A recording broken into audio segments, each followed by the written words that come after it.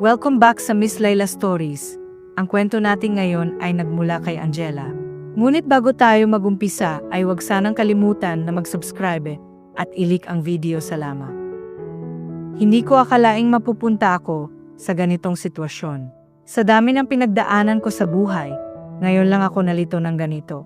Ako si Angela, 23 taong gulang, at kasal na kay Arman, ang mahal kong asawa. Mag-iisang taon pa lang kaming kasal, Miss Layla. Pareho kaming galing probinsya, puno ng pangarap at pag-asa sa lungsod. Noong inalok kami ni Ninong Ruben na tumira sa bahay niya sa syudad, habang naghahanap pa kami ng trabaho, para kaming nanalo sa loto. Malaki ang bahay, tahimik ang lugar, at higit sa lahat, mabait si Ninong. Isa siyang retiradong ebli, matikas pa rin sa edad na 52, at tila ba walang problema sa buhay. Siya lang ang mag-isa sa bahay mula nang mawala ang kanyang asawa, at nasa Canada na ang kanyang mga anak at madalang na madalaw ng mga anak. Kaya siguro natuwa rin siya nang kami ay dumating sa bahay nila. Sa mga unang linggo namin doon, maayos ang lahat. Parang tunay kaming pamilya. Magaan ang loob ko kay Ninong Ruben. Madalas kami magkwentuhan habang wala pa si Arman. Minsan sabay pa kaming maghahapunan. Sa totoo lang, para akong anak sa turing niya. Wala akong naramdaman na kakaiba. Nang makahanap kami ng trabaho, mas lalong gumaan ang buhay. Ako'y naging cashier sa supermarket, at si Arman naman ay nagtatrabaho bilang receptionist sa isang 5-star hotel. Abala kami sa pangarap naming makapag-ipon at makapagsimula ng sarili naming pamilya balang araw. Napagkasunduan namin ng asawa kong si Arman na mag-ipon muna bago kami mag-anak, kaya todo kontrol kami ni Arman alang-ala sa aming mga pangarap. Hirap nga sa part ko minsan, Miss Layla, dahil nabibitin ako. Withdrawal lang kasi si Arman at ayaw kong gumamit ng pills, baka kasi magkaroon ng masamang epekto kapag gustuhin ko ng magbuntis. Kaya nagtatiyaga na lang kami ng asawa ko sa ganun. Ngunit ganun pa man ay masaya pa rin kaming mag-asawa dahil mahal na mahal namin ang isa't isa. Pero hindi ko alam, Miss Layla, may paparating palang unos na sisira sa tahimik naming mundo. Unti-unti kong napansin ang kakaibang kilos ni Ninong. Minsan, kapag wala si Arman, lalapit siya sa akin. Minsan dudungaw habang ako'y naghuhugas ng pinggan. O kaya'y biglang yayakap ng mahigpit sa likod ko kapag nagbibiro. Noong una, inisip ko na baka ganun lang talaga siya, malambing, palatawa, at sanay sa kaswal na kilos. Pero habang lumilipas ang mga panahon, lumalalim ang pakikitungo niya. May pagkakataong tatabi siya sa akin sa sofa. Ang kamay niya ay parang di sinasadyang sumasagi sa braso ko. Tinitigan niya ako na parang may gustong ipahiwatig. Doon ako nagsimulang magduda. Pero wala akong sinasabi. Ayokong gumawa ng gulo. Ayokong sirain ang tiwala ni Arman kay Ninong. Iniisip ko na lang, Miss Layla, na lambing lang siguro ni Ninong iyon dahil wala ang mga anak niya at hinahayaan ko na lang. Ngunit nagkamali pala ako ng hinala. Isang araw, day off ko. Si Arman ay may pasok sa hotel. Ako lang at si Ninong Ruben ang nasa bahay. Habang nanonood ako ng TV sa sala, lumapit siya sa akin at sinabi niyang masakit daw ang likod niya. Tinanong niya kung marunong ba akong magmasahe. Medyo nagulat ako, pero dahil sa respeto at utang na loob, pumayag ako, Miss Layla. Sa kwarto na lang ako maghihintay, ha? Sabi niya. Magbibihis lang ako. Opo, Ninong. Sagot ko naman. Pagkatapos ng ilang minuto ay, pumasok na ako sa kwarto niya, nakadapa na siya sa kama. Wala siyang suot pang itaas, at tuwalya lang ang tumatakip sa ibaba. Medyo nailang ako, Miss Layla, pero kinalma ko ang sarili ko. Sinimulan kong imasahe ang likod niya. Habang minamasahe ko siya, nagsimula kaming magkwentuhan. Tungkol sa buhay niya noon, sa mga anak niya, at sa asawa niyang namatay. Hanggang sa napunta ang usapan sa relasyon, pagnanasa, at kalungkutan. Sabi niya kung mabibigyan daw ng pagkakataon, ay nag-asawa daw ulit siya. Ako naman ay puro pasang-ayon lang sa mga sinasabi niya. Inupuri pa niya magaling daw akong mag-massage. Ramdam ko ang init ng kanyang balat, ang bigat ng hangin sa kwarto. Na matapos ko na nang ay masahe ang likod niya, ay umayos na siya sa pagkahiga at nakaharap na sa akin.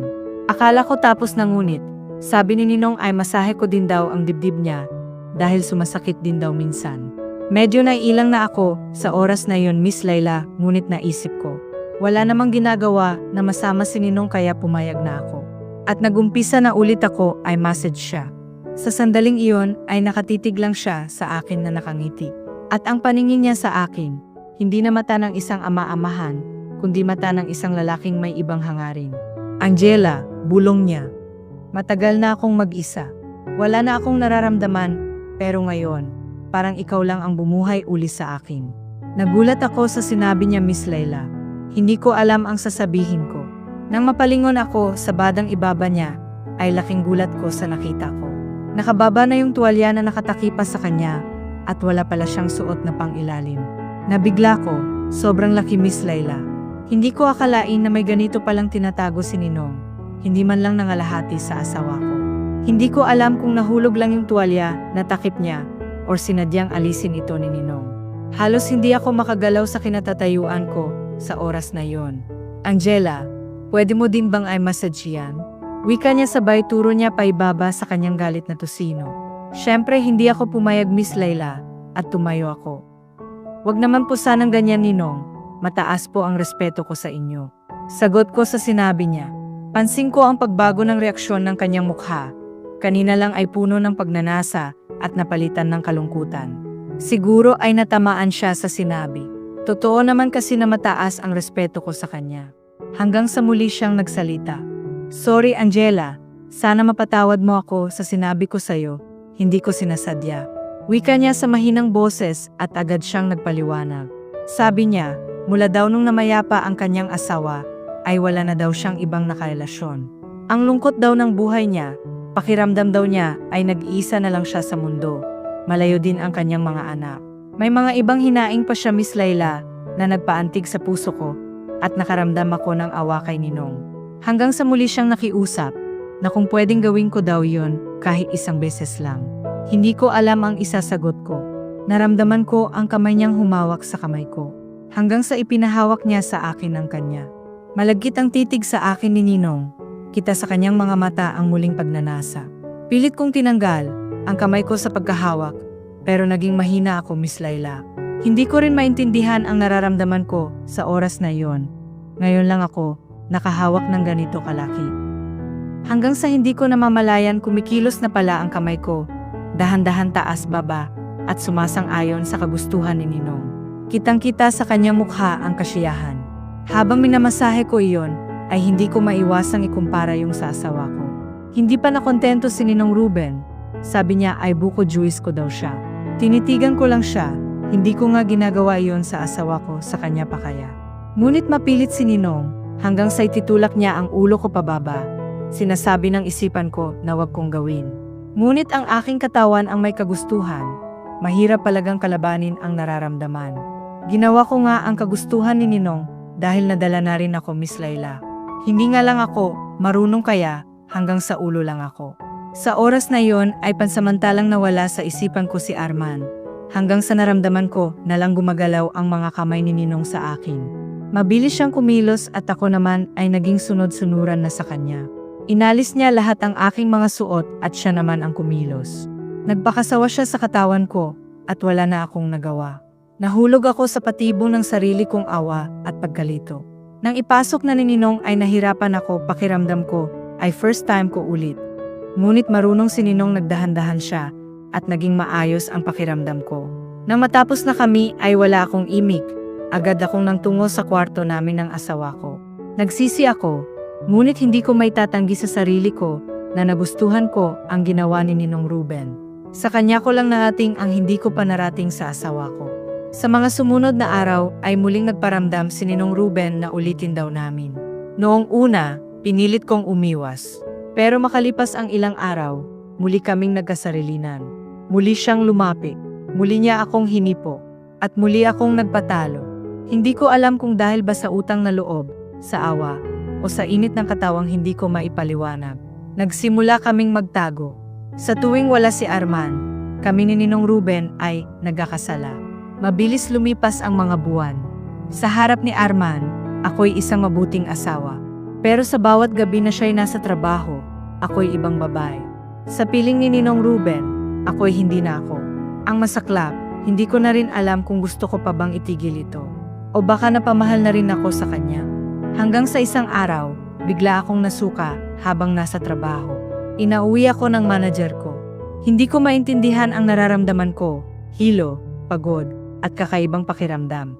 Naalala ko agad ang mga gabi kasama si Ninong Ruben. Kinabukasan, bumili ako ng pregnancy test. 2. Sa banyo, nanginginig ang kamay ko habang hinihintay ang resulta. 2 guhit. Pareho silang may 2 guhit.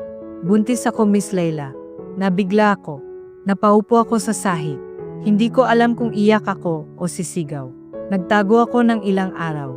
Sa tuwing kasama ko si Arman, gusto kong sabihin. Pero hindi ko magawa. Hindi ko rin kayang sabihin kay Ninong Ruben.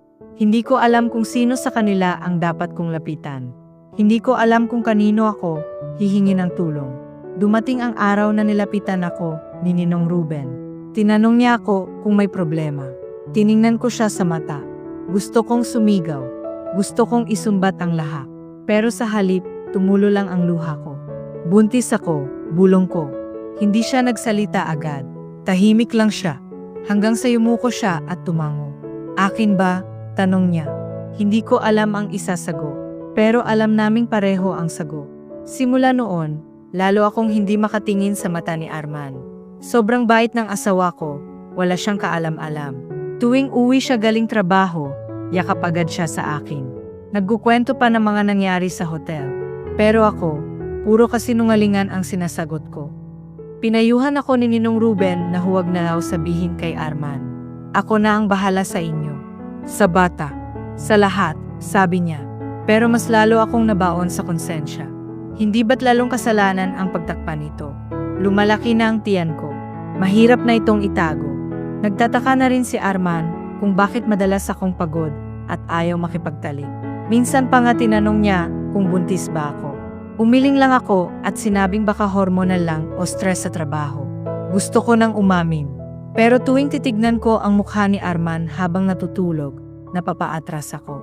Hindi ko kayang sirain ang buhay niya, ang tiwala niya. Hindi ko rin alam kung paano ko haharapin ang pamilyang mabubuo ko sa malimpaan. Isang gabi, hindi umuwi si Arman. May emergency daw sa hotel. Magdamag kaming magkasama ni Ninong Ruben.